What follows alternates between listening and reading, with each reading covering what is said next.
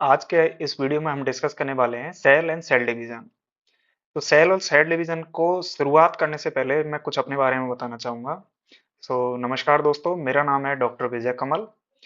मैं as a assistant professor in the discipline of genetics and plant breeding work कर रहा हूँ agriculture university Jodhpur में। मैंने अपनी education MSc PhD IRI New Delhi से कंप्लीट की है। 2017 में मेरा सीएसईआर जेआरएफ नेट क्लियर हुआ था। एएसआरबी का मैंने 2018 का नेट क्लियर किया था। 2021 में एएसआरबी का नेट फिर से क्लियर किया। 2021 की एग्रीकल्चर रिसर्च सर्विसेज एआरएस का एग्जामिनेशन मैंने क्वालिफाइड किया और एज ए आईसीआर साइंटिस्ट मैं सेलेक्ट हुआ था। चलिए आज शुरुआत करते हैं हम सेल एंड सेल डिवीजन की। तो सबसे पहले हम जानेंगे कि सेल होती क्या है, जिसको हम कोशिका बोलते हैं। तो सेल को डिफाइन हम इस तरह से कर सकते हैं कि इन जनरल हम जब डेफिनेशन की बात करते हैं तो हम बोलते हैं cell is the fundamental and structural and functional unit of living organism. इसका क्या मतलब हुआ? जैसे ये कोई प्लांट है, ठीक है। इस प्लांट के ऑर्गेनाइजेशन किस तरह से होता है कि प्लांट होता है यानी एक ऑर्गेनिज्म है। ऑर्गेनिज्म किससे मिलके बनी होती है? ये मिलके बनी होती है ऑर्गन्स से। इसके अंदर कुछ ऑर्गन्स होंगे, उनसे मिलके बना होता है। ऑर्गन्स किससे मिलके बने होते हैं? टिश्यू या जिसको हम ऊतक बोलते हैं, उनसे मिलके बने होते हैं। अब बात आती है कि ऊतक किससे बना हुआ होता है, तो ऊतक बने हुए होते हैं सेल या जिसको हम बोलते हैं कोशिका। कोशिका।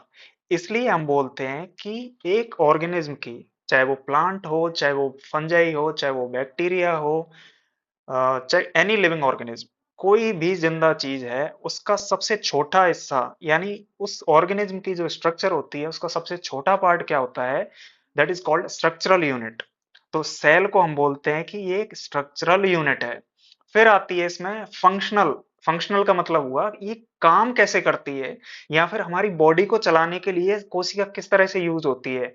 तो उसके फंक्शन को डिफाइन करने के लिए हम बोलते हैं कि cell is the functional unit of living organism. Got it? Functional unit किस तरह होती है, ये आगे हम इसको समझेंगे। जैसे फंक्शन, सेल क्या करेगी? तुम्हारा जेनेटिक मटेरियल को एक जनरेशन से दूसरे जनरेशन में ट्रांसफर करने का काम सेल करेगी।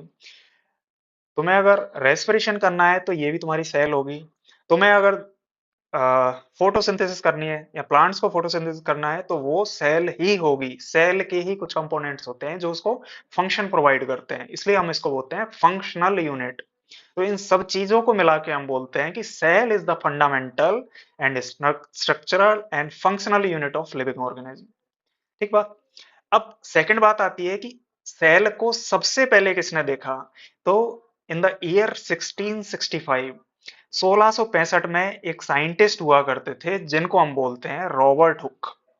जब भी सेल की बात आएगी सबसे पहला अगर साइंटिस्ट का नाम आता है तो वो आपके ध्यान में आना चाहिए, रॉबर्ट हुक। तो यहाँ इस पिक्चर में दिख रहे हैं ये रॉबर्ट हुक है। ये मैंने इंटरनेट से ली थी। एग्जैक्टली उस टाइम पे कोई फोटोग्राफ्स नहीं होते थे, बट किसी का पोर्ट्रेट है तो मैंने ये बस आप लोगों को दिखाने के लिए यहाँ एक रॉबर्ट हुक की फोटो ले ली है। ठीक है। अब सेल इतनी छोटी यूनिट होती है, यानी सेल को हम अपनी जो डायरेक्ट आईज से हम सेल को नहीं देख सकते हैं। हमें जो चीज दिखती है वो मेनली टिश्यू दिखेंगे या ऑर्गन्स को हम देख सकते हैं। तो उसको देखने के लिए कंपाउंड माइक्रोस्कोप 1665 में जो माइक्रोस्कोप थे उनकी डिस्कवरी हो चुकी थी या उनको बना लिया गया था। तो टेक्नोलॉजी इसी तरह से वर्क करती है, एक टेक्नोलॉजी से दूसरी, यानी जैसे जैसे साइंस बढ़ती जाती है तो सारी चीजों का समावेश होकर हम उसको यूटिलाइज करते हैं। अब रॉबर्ट हुक जानते थे कि अब कंपाउंड माइक्रोस्कोप से वो देखते गए कि सबसे छोटी चीज कौन सी दिख सकती है ऑर्गेनिज्म में। तो उनको ये जैसे माइक्रोस्कोप था उस टाइम का, उन्हें इस तरह का एक, जैसे मधुमक्खी का छाता नहीं होता, उस तरह की एक स्ट्रक्चर दिखी। किसमें देखा इन्होंने? एक कॉर्क जो होता है ना, ढक्कन, लकड़ी का ढक्कन। तो उन्होंने देखा ये डेड सेल को इन्होंने सबसे पहले आइडेंटिफाई किया था। तो रॉबर्ट हुक ने किसकी डिस्कवरी की थी? सेल की। ये आपके दिमाग में होना चाहिए। चलिए आगे हम बात करते हैं कुछ डेफिनेशंस की। डेफिनेशंस में कैसे? एक होता है साइटोलॉजी। और जब हम सेल की बात करेंगे तो साइटोलॉजी भी आना चाहिए दिमाग में। दूसरा, अगर हम जेनेटिक्स के संदर्भ में बात करते हैं तो हमारे दिमाग में साइटोजेनेटिक्स भी होनी चाहिए। तो दूसरा शब्द होता है साइटोजेनेटिक्स। अब इन दोनों शब्दों की डेफिनेशन हमारे दिमाग में क्लियर होनी चाहिए, कभी कभी एग्जाम्स में ये पूछ लेते हैं। साइटोलॉजी का मतलब हुआ कि साइंटिफिक स्टडी ऑफ सेल, यानी एक सेल के अंदर जितने ऑर्गेनेल्स हैं, सेल की स्ट्रक्चर है, सेल के बारे में जो कुछ हम पढ़ रहे हैं वो क्या है, cytology. Cyto means cell, logy means study. एक सेल की स्टडी करने को हम बोलते हैं साइटोलॉजी। ठीक बात। अब सेकंड शब्द आता है हमारा साइटोजेनेटिक्स। साइटोजेनेटिक्स का मतलब होता है ये बायोलॉजी की एक ब्रांच है, यानी थोड़ा सा पार्ट है जो कि किस चीज के साथ में डील करता है, it deals with the study of chromosomes. यानी सेल के अंदर न्यूक्लियस में जो क्रोमोसोम्स होते हैं उनसे रिलेटेड कोई स्टडी होती है, उसको हम बोलते हैं साइटोजेनेटिक्स। यानी क्रोमोसोम्स को हम जानते हैं कि ये जेनेटिक मटेरियल होता है, तो उन जेनेटिक मटेरियल की स्टडी को हम बोलते हैं साइटोजेनेटिक्स। क्रोमोसोम्स कहाँ होते हैं, सेल के न्यूक्लियस में, इसलिए साइटोजेनेटिक्स क्यों यूज कर रहे हैं, because chromosomes are the genetic material. ठीक बात। तो ये दो चीजें आपको दिमाग में रखनी है। फिर एक कॉन्सेप्ट आता है सेल की जब भी बात होती है, सेल थ्योरी। सेल थ्योरी क्या है, कोशिका का सिद्धांत क्या है। तो ये कोशिका का सिद्धांत दिया था, सबसे पहले दिया था स्लाइड एंड स्वान। दो ये साइंटिस्ट थे, एक का नाम था स्वान और दूसरे थे स्लाइडन। ये दो साइंटिस्ट हुआ करते थे, कब, 1830 1835 उस टाइम की बात है। यानी सेल की डिस्कवरी हुई है 1665 में, बट 1665 के बाद में कोशिका के बारे में और डिटेल से बताया किसने, स्लाइडन एंड स्वान ने। तो उन्होंने एक थ्योरी प्रपोज की थी जिसको हम बोलते हैं कोशिका का सिद्धांत या सेल थ्योरी। इसकी डिटेल्स के बारे में आपको जानने की जरूरत नहीं है, बट इसके तीन इंपॉर्टेंट पॉइंट्स हैं जो हम सभी को पता होने चाहिए। पहला point, all the living organism are composed of cell. यानी जितनी भी जिंदा चीजें हैं वो सब किससे मिलके बनी हुई है, वो कोशिका से मिलके बनी, सेल से बनके बनी हुई है। ठीक बात। सेल थ्योरी दूसरा पॉइंट है, या सेल थ्योरी कहती है कि the cell is the basic unit of structure and organisation in any organism. जैसे मैंने पहले भी समझाया कि स्ट्रक्चर यानी कि कोशिका सबसे बेसिक, सबसे छोटी यूनिट है जिससे मिलके टिश्यू बनेंगे, टिश्यू से बनके ऑर्गन बनेंगे, ऑर्गन से मिलके पूरी बॉडी का निर्माण होता है, किसी ऑर्गेनिज्म का निर्माण होता है। इसलिए हम बोलते हैं कि it is the basic unit of structure. ठीक बात। ठीक। अब ये दो पॉइंट थे वो सेल थ्योरी के अंदर दिए गए थे, किसने, स्लाइड एंड स्वान ने। लेकिन उस टाइम पे एक क्वेश्चन और उठता था। वो क्वेश्चन क्या था कि सेल, चलो आपने बोल दिया कि बेसिक यूनिट है, सब कुछ है, लेकिन सेल का निर्माण कैसे होता है, ये भी तो एक क्वेश्चन था। तो सेल थ्योरी में तीसरा पॉइंट ऐड किया था किसने, रूडोल्फ विर्चो। ये एक साइंटिस्ट थे जिनका नाम था रूडोल्फ, याद रहेगा, रूडोल्फ विर्चो। रूडोल्फ विर्चो ने इस चीज का जवाब दिया था। इन्होंने बोला था कि all the cells arise from the pre existing cells. यानी नई कोशिकाओं का निर्माण उनकी पुरानी कोशिकाओं से होता है। यानी पुरानी कोशिकाओं टूट के नई सेल्स का निर्माण करती है, या ओल्ड सेल्स खुद को खत्म करके उसकी प्रोजेनी सेल्स को, मदर सेल्स खुद को खत्म करके नई सेल्स या प्रोजेनी सेल्स का निर्माण करती हैं या फॉर्मेशन करती हैं। ये किसने बताया था, रूडोल्फ विर्चो ने। चलिए आगे बात करते हैं।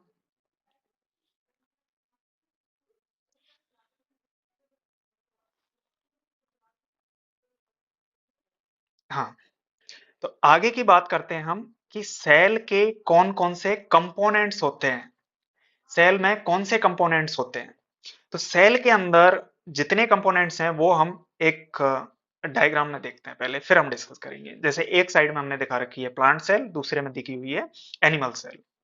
तो प्लांट सेल के अंदर सबसे जो आउटर पोर्शन होता है उसको हम बोलते हैं सेल वॉल। क्या बोलते हैं, सेल वॉल।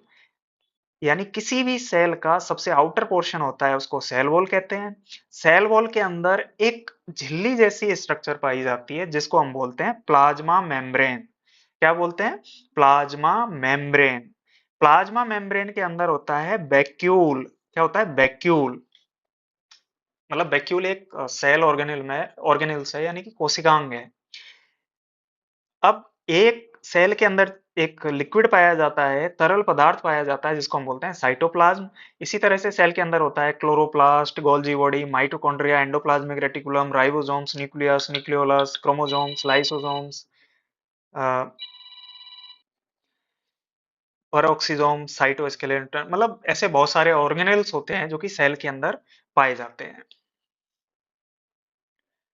चलिए एक एक करके इनको हम समझते हैं। तो सबसे पहले मैंने बोला था कि सेल का जो सबसे आउटर पोर्शन होता है उसको हम बोलते हैं सेल वॉल। क्या बोलते हैं, सेल वॉल। उसको बोलते हैं हम सेल वॉल। अब सेल वॉल के तीन पार्ट होते हैं। सबसे आउटर पोर्शन होता है मिडिल लेमिला। क्या होता है? सबसे आउटर, नाम मिडिल है लेकिन सबसे आउटर होता है ये क्या? Middle lamella. इसके बाद आता है प्राइमरी सेल वॉल। फिर होता है सबसे अंदर की तरफ सेकेंडरी सेल वॉल। क्या होता है? Secondary cell wall. तो कभी एग्जाम में अगर तुमसे पूछा जाए कि एक सेल का सबसे आउटर पोर्शन कौन सा होता है, तो उसको हम बोलते हैं मिडिल लेमिला। क्या बोलते हैं? Middle lamella. कई बार क्वेश्चन आता है कि जो ये मिडिल लेमिला होता है ये किस चीज से मिलके बना होता है? तो ये बना होता है कैल्शियम एंड मैग्नीशियम पैक्टेट। किससे बना होता है? कैल्शियम एंड मैग्नीशियम पैक्टेट से बना हुआ होता है।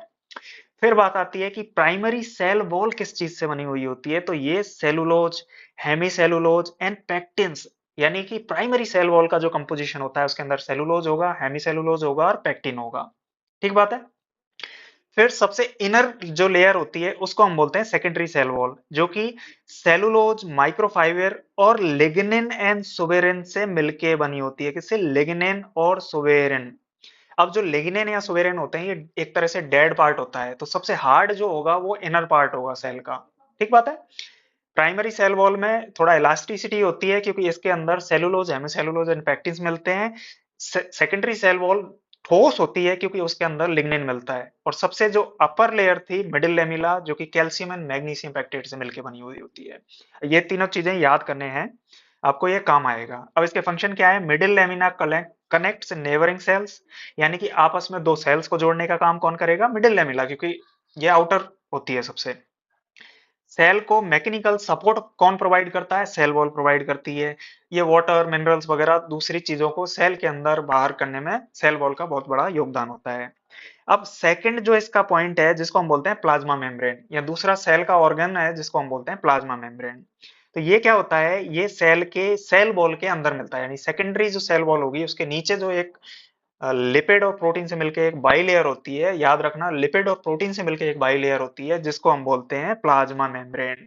तो प्लाज्मा मेम्ब्रेन किससे मिलकर बनी होती है? Lipid by layer with the proteins. इसको हम किस मॉडल से डिफाइन करते हैं? फ्लूइड मोजेक मॉडल से। अब ये मॉडल किस तरह वर्क करता है ये अपने काम का नहीं है। काम का क्यों नहीं है? क्योंकि ये सिर्फ और सिर्फ मैं एज ए जनरल एग्रीकल्चर के लिए इसको कवर कर रहा हूँ।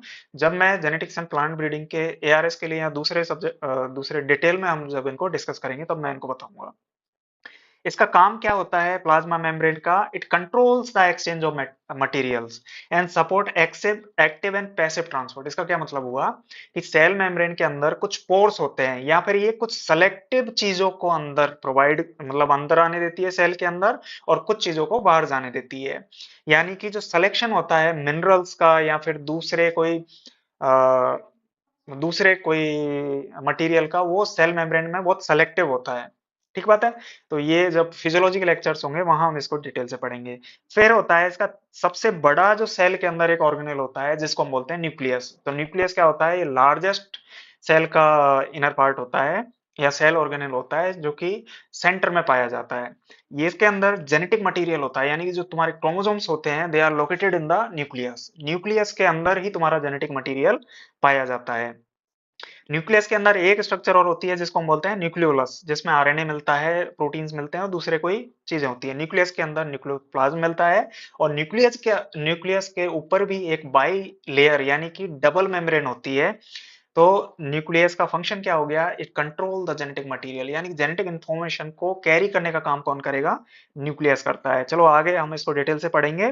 साइटोप्लाज्म के अंदर एक फ्लूइड होता है जो कि मेम्ब्रेन में ऑस्मोसिस प्रोसेस या फिर इसका डिफ्यूजन प्रोसेस को, या सेल की जो इंटीग्रिटी होती है उसको मेंटेन करने का काम कौन करता है? साइटोप्लाज्म करता है। ठीक है। फिर हम बात करते हैं क्लोरोप्लास्ट। ये भी एक कोशिकांग है जो कि बहुत इंपॉर्टेंट काम होता है इसका। क्या काम होता है? ये फोटोसिंथेसिस का काम करता है। क्या? क्लोरोप्लास्ट। क्लोरोप्लास्ट का काम होता है फोटोसिंथेसिस।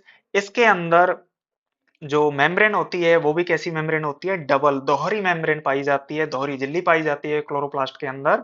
और इसका फंक्शन क्या होता है? फोटोसिंथेसिस करना।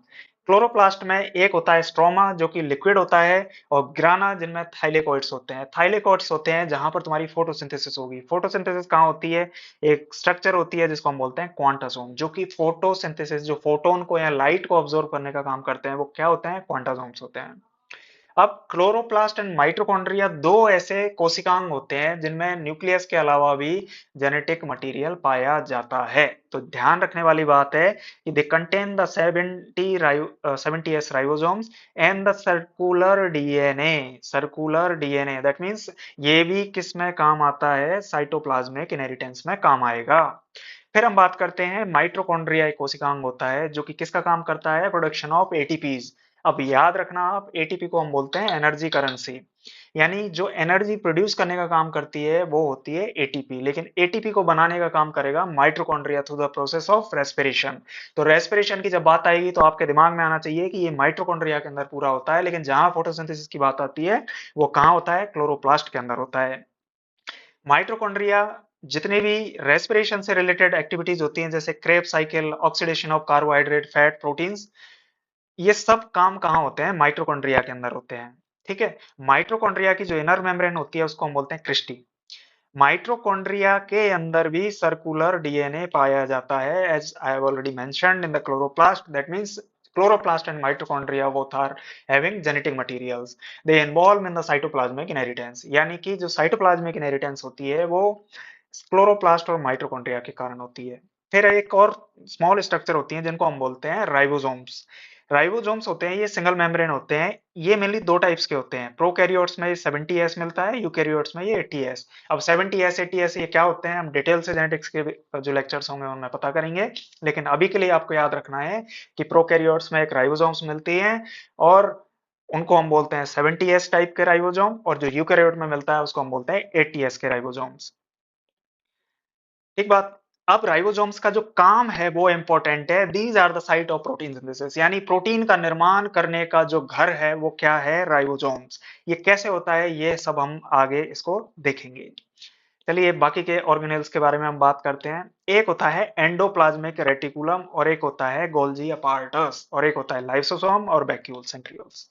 एंडोप्लाज्मिक रेटिकुलम्स के बारे में आप याद रखना कि ये जो हमने न्यूक्लियस के बारे में बात की थी, तो न्यूक्लियस की जो आउटर मेम्ब्रेन होती है उससे उसको जो उसके उभार होते हैं उससे एंडोप्लाज्मिक रेटिकुलम का निर्माण होता है।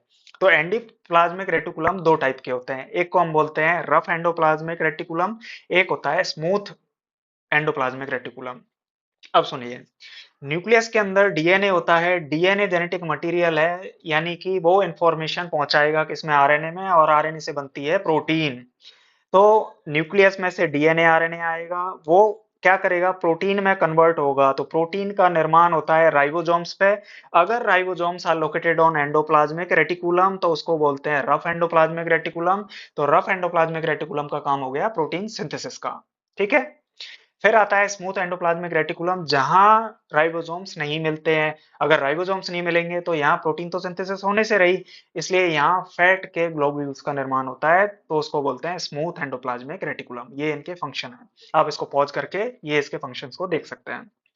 फिर होता है गोल्जी अपार्टस। अब आपने प्रोटीन तो बना ली, लेकिन प्रोटीन को आपको हर एक कोशिका यानी कि सेल के डिफरेंट डिफरेंट ऑर्गेनेल्स में या फिर स्पेसिफिक टिश्यू के अंदर उस प्रोटीन को पहुंचाने का काम करना है। तो वो काम कौन करेगा, गोल्जी अपार्टस करता है। कौन करता है, गोल्जी अपार्टस।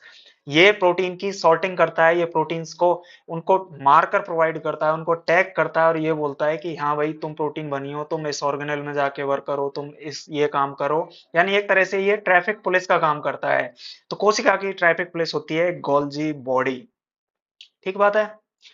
यानी इसके फंक्शन है ये आप इसमें पढ़ सकते हैं। लाइसोसोम्स होते हैं, इसको बोलते हैं आत्मघाती थैली, या फिर ये suicidal bag of the cell. क्यों बोलते हैं, क्योंकि इसके अंदर कुछ ऐसे एंजाइम्स होते हैं जो कि मेनली बैक्टीरिया, वायरसेस या फॉरेन पार्टिकल्स होते हैं, उनको मारने का काम करते हैं। इसलिए इसके अंदर जो एंजाइम्स पाए जाते हैं लाइसोसोम में, वो डाइजेस्टिव एंजाइम्स होते हैं जो सेल के अंदर वेरियस डाइजेशन में भी काम में आते हैं। ठीक बात है। तो इनके ये फंक्शन आप देख सकते हैं कि ये destroy bacteria and foreign bodies, involve in the autolysis, endocytosis, exocytosis. ये सारी प्रोसेस हम आगे इसको देखेंगे। फिर हम बात करते हैं वैक्यूल्स की। तो वैक्यूल सिर्फ और सिर्फ प्लांट सेल्स के अंदर मिलती है, और इनकी जो मेम्ब्रेन होती है उसको हम बोलते हैं टोनोप्लास्ट। बहुत बार ये पूछा गया क्वेश्चन है कि वैक्यूल्स की जो मेम्ब्रेन होती है उसको हम टोनोप्लास्ट बोलते हैं। वैक्यूल के अंदर जो चीज पाई जाती है उसको सेल सेप बोलते हैं। और वैक्यूल क्या होता है, ये लार्जेस्ट सेंट्रल वैक्यूल्स होती हैं प्लांट सेल के अंदर। इनके अंदर कुछ पिगमेंट्स होते हैं, ये सेल के टर्गर प्रेशर को या ऑस्मो रेगुलेशन में हेल्प करते हैं। इसके अंदर कुछ मेटाबोलाइट्स भी होते हैं, कुछ और चीजें भी होती हैं। अब जो सेंट्रोइल होते हैं या सेंट्रियोल जिनको बोलते हैं, वो सिर्फ और सिर्फ मेनली एनिमल सेल में मिलते हैं, लेकिन वैसी ही सिमिलर स्ट्रक्चर होती है जो कि प्लांट्स के अंदर भी पाई जाती है। इनका क्या काम होता है, जब सेल डिवीजन होता है, हम पढ़ेंगे कि सेल डिवीजन क्या होता है। तो सेल डिवीजन में एक स्ट्रक्चर फॉर्मेशन होता है जिसको बोलते हैं स्पिंडल फाइबर्स। तो स्पिंडल फाइबर्स सेंट्रियोल से ही कनेक्टेड होते हैं, जो सेल को डिवाइड करने में हेल्पफुल होते हैं। आगे हम बात करते हैं, ये सेल की स्ट्रक्चर थी जो ऑलरेडी हम देख लिए। ये कुछ डिफरेंसेस हैं जो प्रोकैरियोटिक सेल को यूकैरियोटिक सेल से अलग बनाते हैं। जैसे यूकैरियोट्स बड़े होते हैं तो उनकी जो सेल भी होती है वो कैसी होगी, लार्ज साइज होगी, लेकिन प्रोकैरियोट्स में ये स्मॉलर होती है। फिर सेल डिवीजन की बात करें तो इनमें बाइनरी फिजन होता है, यानी ये किस तरह से कुछ सेल डिवीजन के टाइप्स होते हैं तो वो हम इसको देखेंगे। लेकिन यूकैरियोट्स में माइटोसिस, मियोसिस, ऑर्कियोट्स होती हैं, इनको हम इन डिटेल समझेंगे, लेकिन अभी हमें बस ये याद रखना है। फिर हमें याद रखना है कि प्रोकैरियोट्स में कोई भी न्यूक्लियस नहीं होता, यूकैरियोट्स में न्यूक्लियस पाया जाता है। क्रोमोसोम्स आर एब्सेंट या फिर single chromosome present in prokaryotes which is circular DNA, यानी कि हमारे जो क्रोमोसोम्स होते हैं वो लीनियर होते हैं, लेकिन प्रोकैरियोट्स के अंदर क्रोमोसोम्स होते हैं they are circular in form. हमारे अंदर मल्टीपल क्रोमोसोम्स मिलते हैं यूकैरियोट्स में, उनका डीएनए शॉर्टर सर्कुलर होता है, हमारा लॉन्गर एंड लीनियर होता है। हमारे जो डीएनए की पैकेजिंग होती है वो स्टोन्स के थ्रू होती है, लेकिन इनमें स्टोन प्रोटीन एब्सेंट होती है, ये याद रखने वाली चीज है। फिर आगे हम देखेंगे कि माइटोकॉन्ड्रिया प्रोकैरियोट्स में एब्सेंट होता है लेकिन यूकैरियोट्स में मिलता है। Chloroplast they are absent in prokaryotes but these are present in eukaryotes. Cell wall made of polysaccharides, but हमारी जो सेल वॉल होती है हमने देखा था कि डिफरेंट टाइप्स की होती है, middle, lamella, primary, secondary, cellulose, hemicellulose, pectin, calcium, magnesium, pectate and other things I already discussed. Spindle fibres are absent in prokaryotes and present, इस सब लॉजिकल चीजें हैं जो हम आगे इनको देखेंगे। ये बाकी की चीजें आप इसको पढ़ सकते हैं किसमें क्या मिलता है। तो आज के इस लेक्चर में बस इतना ही, आगे मिलते हैं एक नई वीडियो के साथ।